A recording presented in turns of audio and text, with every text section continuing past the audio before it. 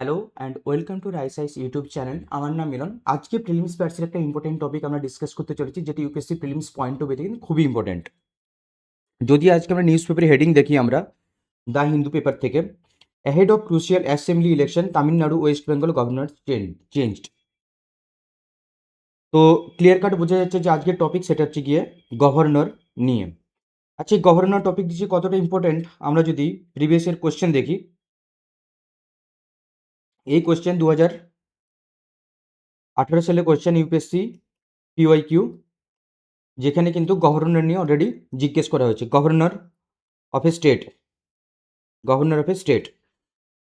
তো আমরা এখানে কিছু ইম্পর্টেন্ট টপিক টপিক না, কিছু কিছু ইম্পর্টেন্ট ডেটা ফ্যাক্টস, কিছু কিছু important articles, constitutional constitutional article আমরা দেখে নেব, যেগুলো কিন্তু UPSC prelims point of view খুবই ইম্পর্টেন্ট। আচ্ছা, এই কন্টেন্ট স্টার্ট করার আগে তোমাদেরকে আরেকটা কথা জানিয়ে রাখি, আমাদের এই কন্টেন্ট কিন্তু তোমরা বাংলাতেও পেয়ে যাবে, সেটি হচ্ছে রাইস আইএস ওয়েবসাইট থেকে তোমরা কিন্তু ডাউনলোড করে নিতে পারো। ঠিক আছে, তো এবারে স্টার্ট করে যাক আমাদের এই কন্টেন্ট। গভর্নর, আজকে যে টপিক সেটা হচ্ছে কি গভর্নর। তো কনটেক্সট তোমরা বুঝতেই পেরেছো যে কনটেক্সট কিনা রিসেন্ট টাইমসে পশ্চিমবঙ্গ ছাড়া আরও যে তামিলনাড়ু আছে বা আদার স্টেট, যে 7টি স্টেট আছে, 7 স্টেট এবং 1 ইউনিয়ন টেরিটরি, যেখানে কিন্তু গভর্নরকে কিন্তু শাফেল করা হয়েছে। আচ্ছা, এখানে যে রিসেন্ট অ্যাপয়েন্টমেন্ট অ্যান্ড কি চেঞ্জেস, এটা একটু দেখে নিও। এখানে একটা কারণ, এই যে ওয়েস্ট বেঙ্গল এখন গভর্নরকে হয়েছে, সেটা R N. Ravi, formally governor of Tamil Nadu, has been appointed as the new governor. এই পয়েন্টটি মনে রাখো, কারণ এটা হচ্ছে state PCS point of view থেকে খুবই ইম্পর্টেন্ট। স্টেট পিসিএস এরকম ফ্যাকচুয়াল কোয়েশ্চেন কিছু কিছু জিজ্ঞেস করে নেয়। তো সেই পয়েন্ট অফ ভিউ থেকে মনে রাখো, ওয়েস্ট বেঙ্গল এখন কি গভর্নর হচ্ছে আর.এন. রবি। তামিলনাড়ুতে এক্সট্রা যে অ্যাডিশনাল চার্জে যিনি আছেন, তার নাম হচ্ছে গিয়ে রাজেন্দ্র বিশ্বনাথ আরলেকার। এই নামটি মনে রেখে দিও।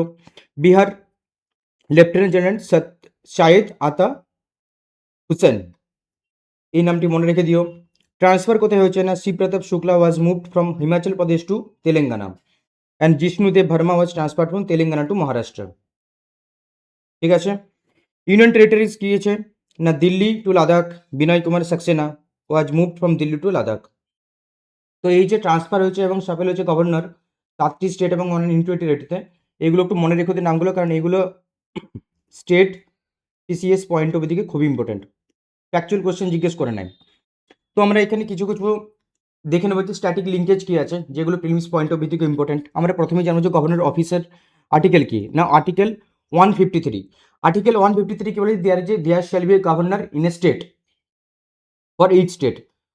এই যে ইচ স্টেট, এই যে ওয়ার্ডটি, এটি কিন্তু খুবই ইম্পর্টেন্ট, কারণ এটি 7th constitutional amendment act through দিয়ে কি বলা হয়েছিল, যে same person as a governor for 2 or more states. মানে একজন গভর্নর কিন্তু একটা স্টেট বা মোর দেন 2 স্টেটে কিন্তু সে গভর্নর হতে পারে। এই আর্টিকেল 153 এবং এই যে কনস্টিটিউশন অ্যামেন্ডমেন্ট অ্যাক্ট 1956, এইটা কিন্তু মনে রেখে দিও। আর্টিকেল 155 কি বলছে না, governor is appointed by the president by warrant under his hand and seal.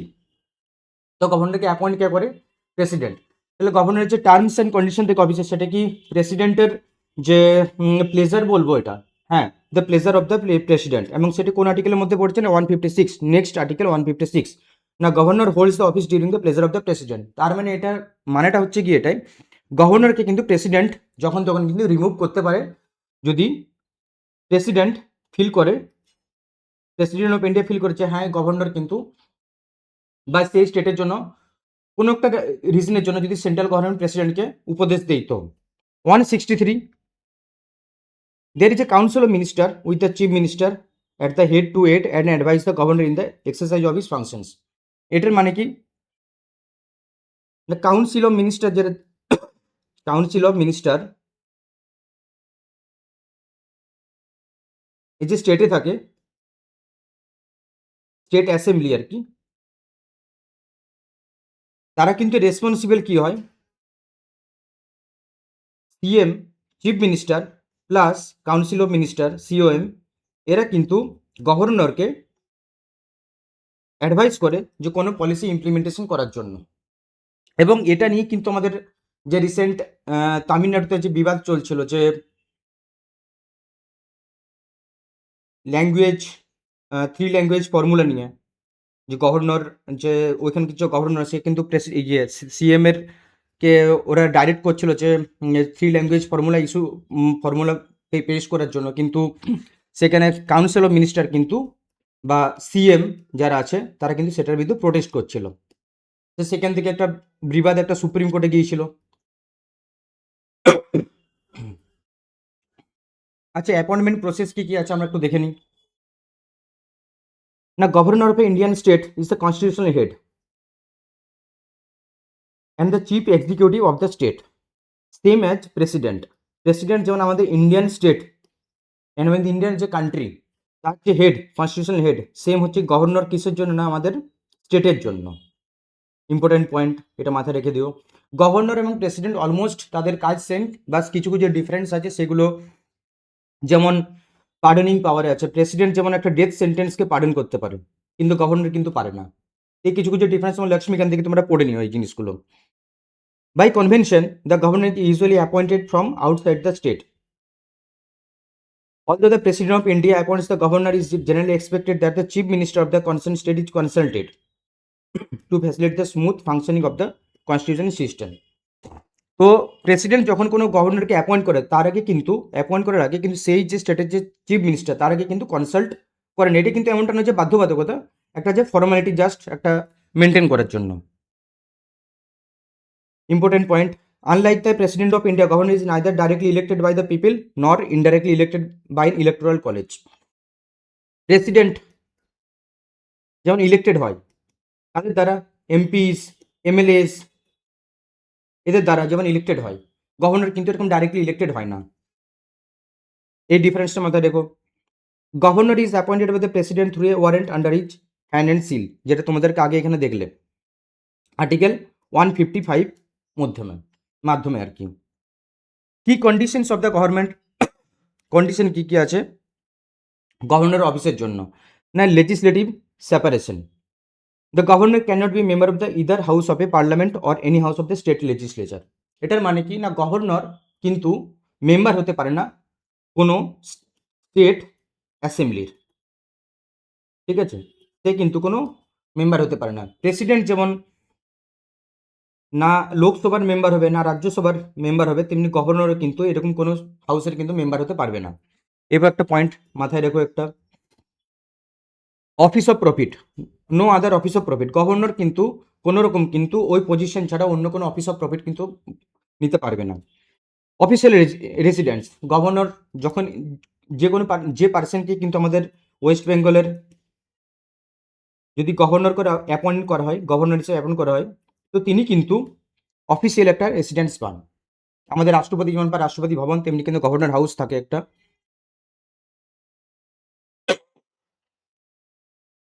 এমলমেন্টস announces কিছু আছে, শেয়ার্ড এক্সপেন্সেস থাকে, ইমিউনিটি থাকে। এই ইমিউনিটি কিন্তু একটা খুব ইম্পর্টেন্ট পয়েন্ট,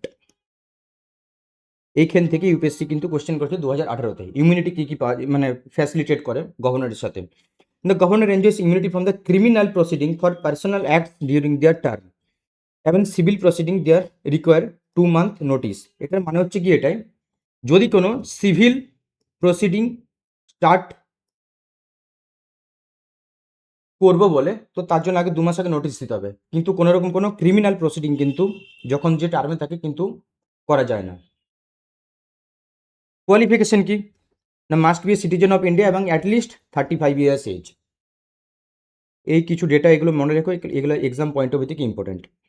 আচ্ছা, লেফটেন্যান্ট গভর্নরের সাথে গভর্নরের এমনি ডিফারেন্স কি, সরি, লেফটেন্যান্ট গভর্নর হচ্ছে যারাই, তারা হচ্ছে কি যারা ইউনিয়ন টেরিটরির সাথে যেখানে অ্যাপয়েন্টেড থাকে সেগুলোকে গভর্ন করার জন্য, ডাইরেক্টলি গভর্ন করার জন্য।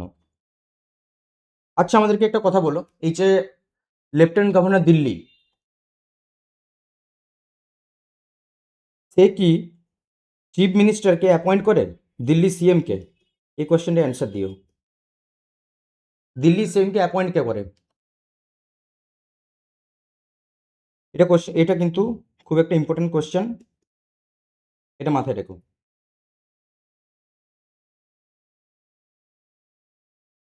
এখানে কিছু প্রিভিলেজেস আছে যেটা তোমাদেরকে অলরেডি ডিসকাস করলাম, যে কিছু পার্সোনাল ইমিউনিটি একটা গভর্নর কিন্তু এনজয় করে পার্সোনাল ইমিউনিটি, যেমন ক্রিমিনাল প্রসিডিং, সিভিল প্রসিডিং।